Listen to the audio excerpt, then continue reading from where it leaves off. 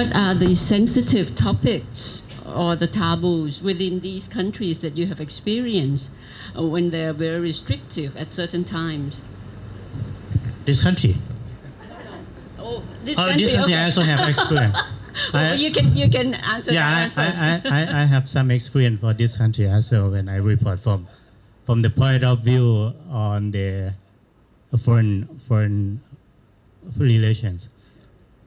We join with share with Jonathan on that. Indonesia is right. Is the same rule. We are ASEAN. Doesn't need visa actually, but for journalists, they require us to apply journalist visa, similar to the others. Laos also don't need visa, but they apply to the foreign ministry, but they call it visa. Vietnam as well. Cambodia every free. That's the point. For your question,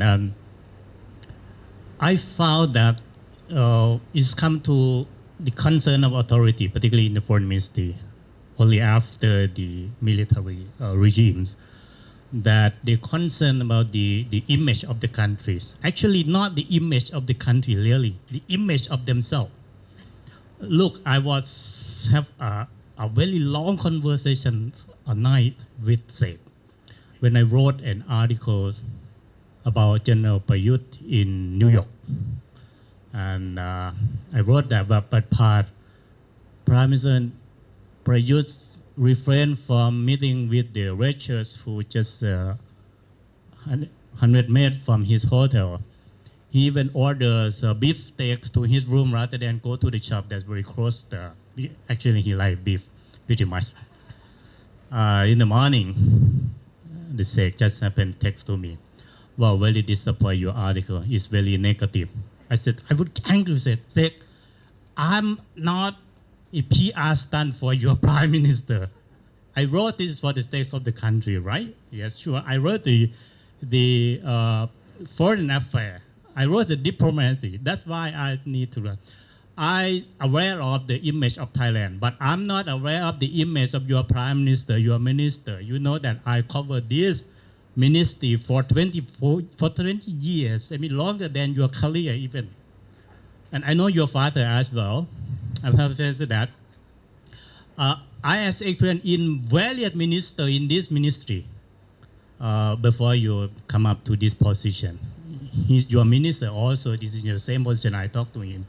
That what we need to cover that for the journalists who cover foreign affairs, this is our foreign policy. This is the acting of our leaders, how they engage with the foreign countries, how they talk to the foreign leaders, how they export the foreign policy. That's my job. If you don't like this, I cannot help. If that's wrong, I can correct this. That's problem. That's why I talk to very clearly. This is a thing that my point is that under the authoritarian regime that they want to make the media, local media or foreign media even, to be their PR rather than their corporate. This is different. This is our different standpoint. Although I am Thai, of course, I'm a Thai media, but it's not my position to do PR for the Prime Minister. This is not. This is a very clear stand. I make it clear. Even that sometimes I covered this beat for a long time, but that doesn't mean that I have to write for the purpose of the Foreign Ministry. We never had a problem at all until the coup. After the coup, the NCPO has made it very clear they are monitoring the foreign media very closely, much more closely than previous governments. I think it's General Wirachon who's doing a lot of the monitoring, but he's presumably got staff helping him. Almost immediately after the coup, I was summoned to Army headquarters by General Wirachon and given a very hard time over a piece I'd done up in the northeast in Udon Thani. And I'd gone back to a place I'd been before because I'd been during the PDRC protests up there to a red village to ask their view about it. So I was very curious to go back and see after the coup, what's their view now? Because I remembered them telling me, we'll never accept a coup, we'll march on Bangkok, we will not take this. So it's natural for me to go back. And what I found was that people were actually very subdued, a bit shocked by the coup. They had no instructions from their leaders. They'd expected to do something and nothing was happening. They were very unhappy. They felt, just shocked, and that my piece just reflected that. And I didn't see there was anything controversial about that. There was nothing in my piece that suggested there was going to be an uprising or opposition. Quite the opposite. I mean, it struck me how passive they were. But because they expressed their unhappiness, and one of them talked about, she said she felt like she had a gun pointed to her head. She had to be quiet. They got summoned, the people I interviewed, and one was a very poor farmer who'd been in trouble with the authorities before and lived in a very remote place. He was a very, very poor but die-hard red shirt, very emotional about it. And he was summoned, and this guy had no money at all, and he was terrified. And they contacted us and said, we've been told to go to the military headquarters. And at that stage, this is like 3 weeks after the coup, of course, we were very worried. What's going to happen? How bad is it going to be? So I actually contacted General Wirichon about this, and he then summoned me to the army headquarters, and he had 3 other officers there, and 2 other officers, so the 3 of them in total, and they put me a lot of pressure on me. They said, your report is very negative.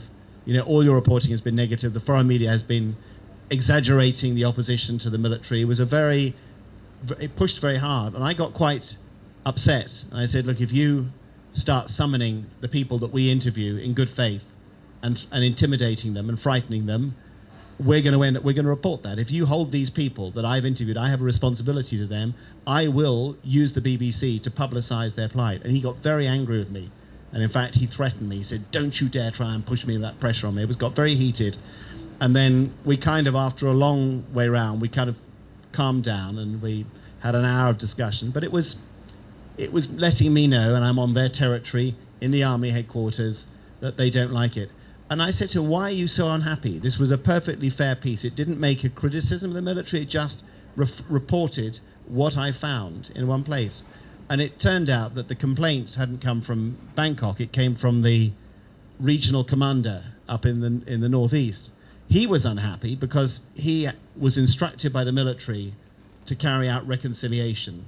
And his official message was, everybody's happy, reconciliation successful, the red shirts are quite happy, there's no problems, everyone accepts the coup, and that's what he was telling his bosses. So for me to be doing a report from there saying people are unhappy and a bit shocked, and it conflicted with his message. So he was the one summoning them. And you know, in the end, we had this extraordinary experience where Wirichon helped with me negotiate the terms under which my interviewees traveled to Udon Thani to be interviewed, and in the end they made it very nice. So they dressed up in their clothes, and the military gave them a very nice lunch, and they took lots of selfies, all smiling very happily, which they posted to Wirichon. He posted them to me, show there's no intimidation, everybody's happy, there's no problem. So we sorted it out.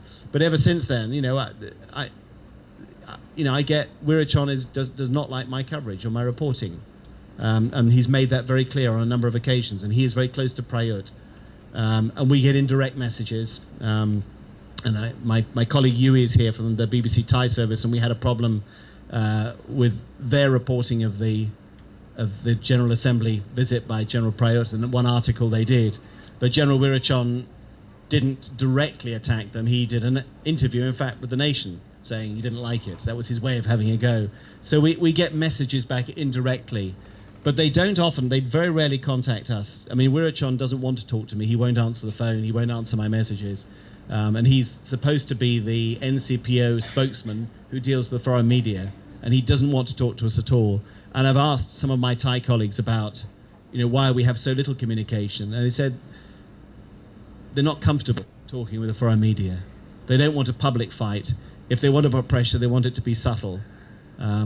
My colleague, Tom Fuller from the New York Times, who is the one who's had a lot of problems. He left actually for completely routine reasons. He got a new job offer. It's got nothing to do with pressure. He left totally for completely normal reasons. But Kun Sek told me that, you know, Tom Fuller was one of the journalists they had a real problem with. They didn't like that he was getting pressure from his bosses.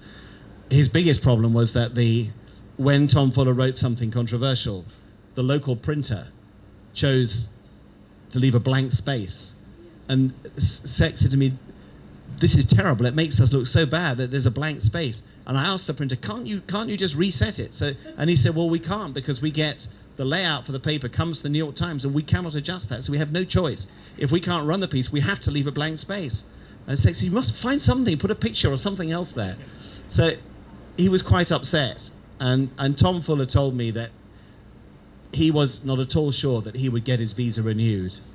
From my dealings with the military and with the MFA, I was fairly confident they would not take on the New York Times.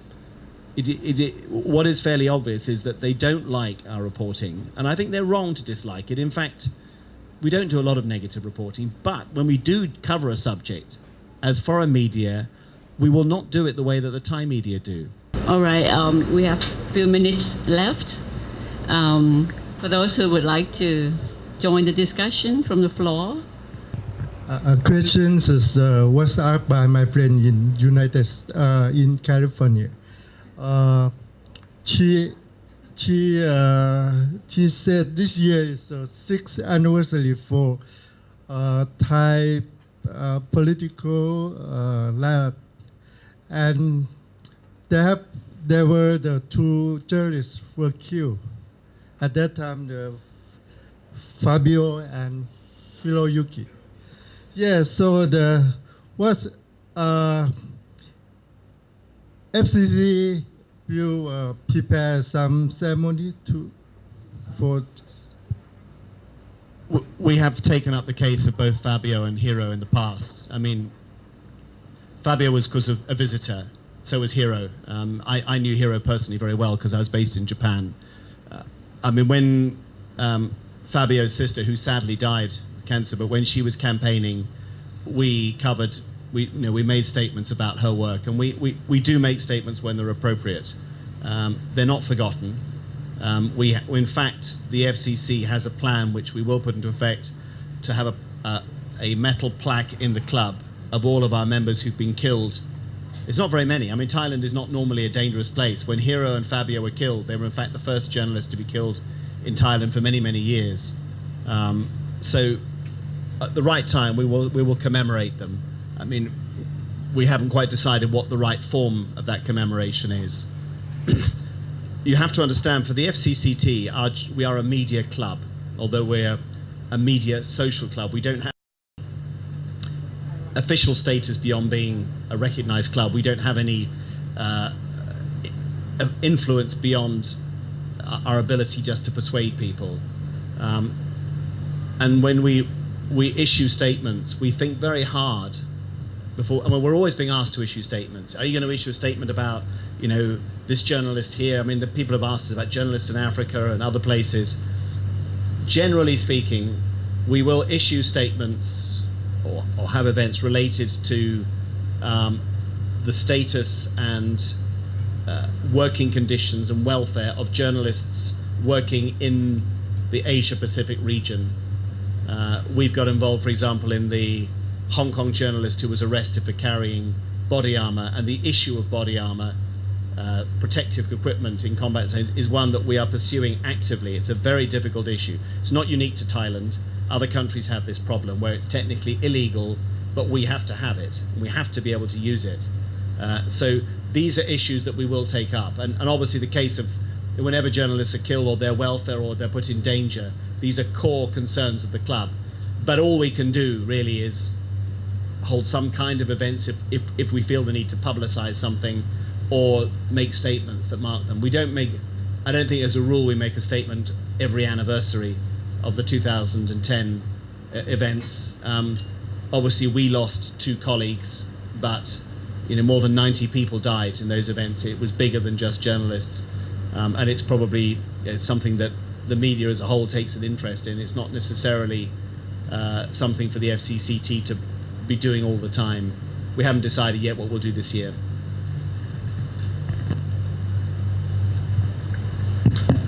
Kun Supalak has something to say, to add to what he has said. No, just for conclusion, actually the time is over. 2 points that I want to point it out in this forum is that the first thing, I mean, government around the world, that including Thailand, so want the journalists to be part of their PR stunt, but that really different from our standpoint. So I have to make it clear that what we need actually report whatever in a country, in the region, also including Thailand, is just do our job. That secondly, is pretty pretty much happened in Thailand, like official always personalize the thing that we need. They always, particularly the military officers, try to saying that we did the thing that's for the purpose to attack any particular officer, his board or whatsoever that thing that get our wrong. I mean, usually journalists has no intention that, or even personal, maybe different character of journalists in different way. We go, okay, we can just say, okay, we don't like Supalak and just find other body to stand at the foreign ministry for a while, at least for during the stay of this government. No, it doesn't happen. Even somebody replace me at the foreign ministry, we have the policy to write the same thing. So it will not happen. The advisor to the government somebody talked to us. The security advisor complained about the article and said that, well, the deputy prime minister, sorry, I have mentioned, the deputy prime minister doesn't like this article. I said, that's his problem, it's not us. This is a thing I have to make clear that you don't come to us just because your boss doesn't like our article. The thing is, if we did something wrong, just clarify this. If you don't like it, we cannot help. This is the way, because we assume that our leaders like it.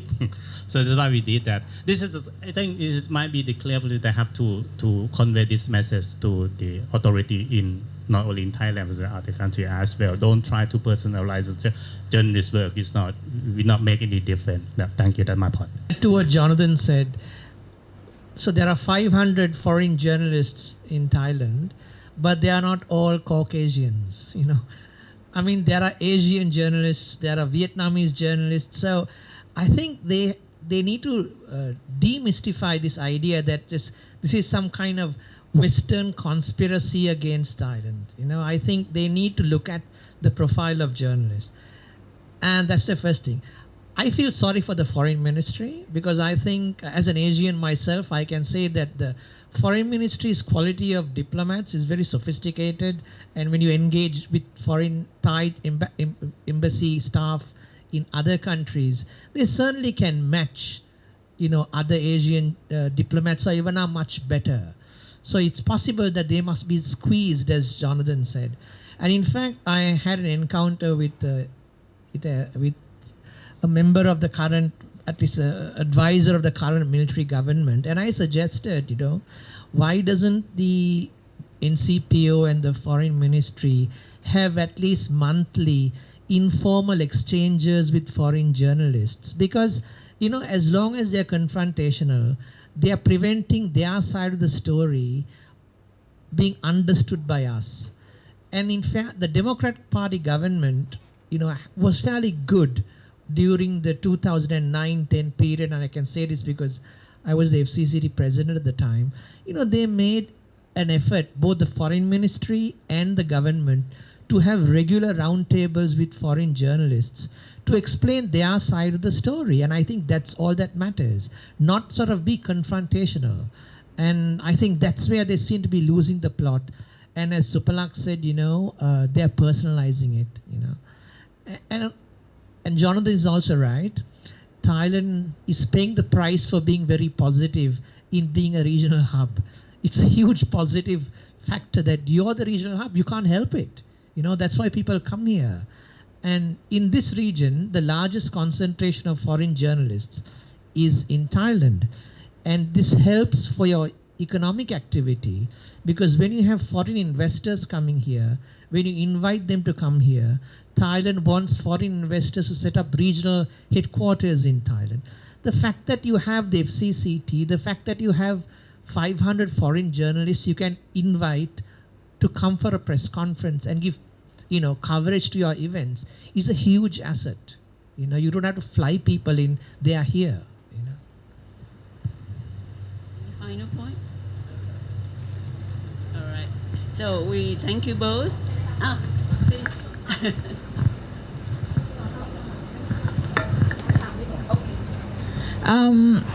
Hi Jonathan สวัสดีคุณสุภลักษณ์นะคะ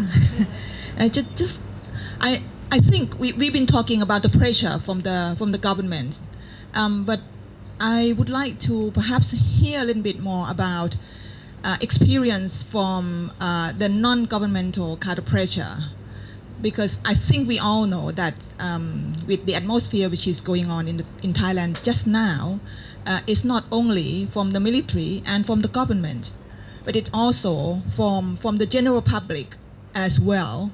And I myself have a feeling that now we see a kind of like, I might as well say, unprecedented kind of high level of public pressure on people who carry over the messages. So perhaps if you can share some experiences, if we have time as well. This is for Jonathan. I'll start. Well, obviously, Kun Noi has been a colleague in the past, so she'll be very aware of mine and our shared experiences. I do think that leaders can set an example. I mean, I think the polarization of Thailand is something that was just not a feature 15 years ago. And people were far more relaxed about what foreign media said. We didn't do so much about Thailand anyway, but people, if they didn't like it, they weren't that bothered. It's a huge change. And let's face it, that's not just Thailand. You only got to look about what's going on in the United States right now, the rise of Donald Trump, to realize that polarization, a collapse of faith in the established way of doing politics, combined with the incredibly amplifying and ghettoization of opinions that's caused by proliferation of social media, that people can get extreme views out there and get some people supporting them almost instantly. I mean, that has really changed the nature of being a journalist, because any piece that I do now is instantly, it's retweeted, reposted on Facebook. You can have thousands of feedbacks coming back within 24 hours. And people, in the nature of social media, people feel very free to let rip on however they feel. And some of it's very unpleasant. But Thailand doesn't have a tradition of dealing with issues like hate speech, for example, or death threats. I mean, I've had a number of death threats, none of which I believe is serious. I've had somebody quite seriously saying they want to cut my head off. Actually in Britain, there are laws against that, and they would be subject to prosecution for doing that. And you may know the very famous case of, I think it was a Thai restaurant worker who went to visit that very hardline red shirt woman, Rose. He actually got the wrong house, but he went with he lives in Britain, he works for a restaurant, he went with a fake gun, which he videoed himself going up. I forget what he did. He got the wrong house anyway. I think he was going to throw eggs or something at the door. He was prosecuted and he got a prison sentence in Britain because he was carrying a gun, even though it was a fake, that was perceived, basically that is illegal in Britain to do that if you're threatening somebody with it. And I think in Thailand, this is all quite new, and so we're in an environment where people are very irresponsible in the things they say on social media. They get very carried away. I really believe it's unfortunate that we have senior politicians and educated people who aren't setting an example. I mean, I'll give you one very simple example. I mean, Kun Kraisak Chunavan, who's an experienced politician with long experience, a connection to the foreign media, long been a friend of the Foreign Correspondents Club, a man we've had there many times, who's done some fantastic work on relations with Myanmar, on NGO work, on migrants as well. Stood up on a stage during one of the PDRC protests and told a very emotional crowd that I was being paid by Thaksin. I mean, that's straight bloody defamation. But aside from that, it's actually incitement to attack me, because you imagine these are very strong yellow supporters who don't like the BBC's reporting anyway, and then they're told by somebody as authoritative as that, and he's paid by Thaksin as well. It's that kind of irresponsibility that I think needs more open discussion in a world where messages get moved so quickly. We all know about what's happened in Thailand's own communities, about how the polarization has split families, people are defriended on Facebook. It's something that needs a debate. And it's not a pleasant environment to operate in, but I would say that that's not unique to Thailand. I know that Thailand's going through my own definition of it is essentially a massive identity crisis. With in effect, the passing of this reign of this monarch, you have the entire identity of modern Thailand is built around this one man. So it's inevitable that it's a very difficult and traumatic time. And so I understand why people are emotional. I understand all the all the reasons people have got so upset and angry on either side. And as a journalist in that environment, you expect it to be much rougher and for people to be far more intense. But there needs to be more work and discussion on where the limits lie. There needs to be more effective engagement with people who are going beyond the limit, threatening people's lives, inciting people to attack, acceptance that however strongly you feel, there has to be a limit to the debate and the way it's carried out. I mean, some of the language on the PDRC stages used, for example, against Yingluck was outrageous. It was vile, it was sexist, and it was just deeply, deeply offensive. Shocking, frankly, coming from a society that prides itself on its courtesy and politeness. And I think there does need to be a debate about the framework within which you have a very emotional debate, and also the role of the media. The media are supposed to make people feel uncomfortable. That's our job. And engage and criticize and demand, write a reply, all that's fine. But don't get involved in personal attacks, incitements to violence, really vicious, emotional, derogatory language. It's really demeaning, and that's the unpleasant side of reporting here. Yeah, I understand this question is for tomorrow's session, but in short, I think political polarization we got in trouble with that. I personally has a problem also. My office is on the other camps. Myself had different political idea. I was rescued by a lot of colleagues every time I appear in the crowded of the red shirts. Once in Pattaya, I can recall that the one that stormed into the meeting place of the ASEAN in Pattaya, right? And Chon Bunpakong directly, it's some kind of like a verbal attack to me. This is a reporter from the nation. It's somehow like the crowd just come up, look at me and say, oh, this is terrible. It's luckily Kun Achalai come up, he's a good man, he's my friend. So that's why I escaped from the red shirt. And the last time is in New York when the yellow shirt and red shirt there together, right? Protest and Chen Prayut. I appear in different side by side. We come to the red shirt first. I say, I introduce myself. My name is Subulak from the nation. I hope you know me. So you from the nation. I would have kept not interview to you. So luckily, Kun Jom Pet Padap say, oh, he's a good man. He's a good journalist, professional. So give me some interview. Okay, thank you, Jom. So I finished with the red shirt. Okay, cross road to the yellow shirt. Welcome. You chat me to us. So it's fine. Welcome. You belong to us. You're from the nation. This is a good reporter. This is a very professional media in Thailand. Okay, good, fine. This is always happened. Only this time. I mean, if you got in trouble, I don't know when it will over. It's very difficult to set the neutral line in reporting in Thailand. Probably your foreign journalists might be like here. No, not so, right? Because your yellow shirt may hate you, and your red shirt maybe like you much more. It's vice versa always. Okay.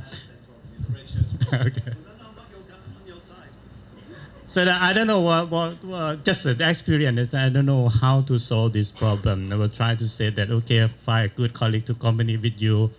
It's good if they are in another camp and say, okay, we can go there. We are friends. We are good journalists. We are professional. We report. As you say, quote you accurately and warmly. Thank you.